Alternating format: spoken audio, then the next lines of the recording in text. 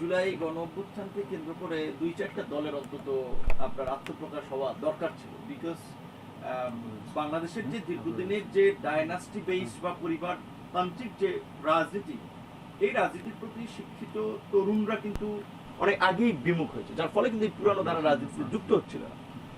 অত্যন্ত প্রতিকূল সময়ে আমরা যখন এই গণ অধিকার পরিষদ এবং ছাত্র যুব শ্রমিক অধিকার পরিষদের মাধ্যমে, প্রবাসী অধিকার পরিষদের মাধ্যমে রাজনৈতিক কার্যক্রম শুরু করি, আমরা ব্যাপক মানুষের এই বিকল্প রাজনীতির প্রতি একটা আগ্রহ দেখেছি। এবং এই গণ অভ্যুত্থান তো একটা সরকারি পরিবর্তন করে দিয়েছে, আচ্ছা পরিস্থিতি তো পাল্টে দিয়েছে, কাজে এখন সে আগ্রহটা আরো প্রবল। স্বাভাবিকভাবেই যারা নেতৃত্বের সামনের সারিতে ছিলেন তাদেরকে ঘিরেও একটা ইতিবাচক ধারণা, আকর্ষণ তৈরি হয়েছে। আকর্ষণ থাকতে থাকতে তাদের একটা দল গঠন করা দরকার ছিল, কিন্তু 6 মাস এসে তারা এখনো দল গঠন করতে পারছে না। শুনছি 2-4 দিনের মধ্যে হবে। 6 মাসে তাদের অনেক ড্যামেজ হয়েছে, কারণ হচ্ছে তারা ইতিমধ্যেই নানানভাবে অনেকেই বিতর্কিত হয়েছে।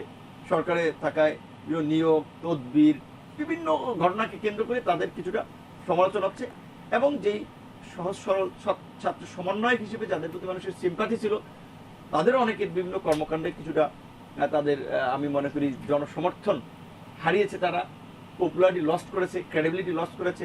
সেই ক্ষেত্রে যত তাড়াতাড়ি তারা ডিক্লারেশন দিতে পারবে সেটা ভালো।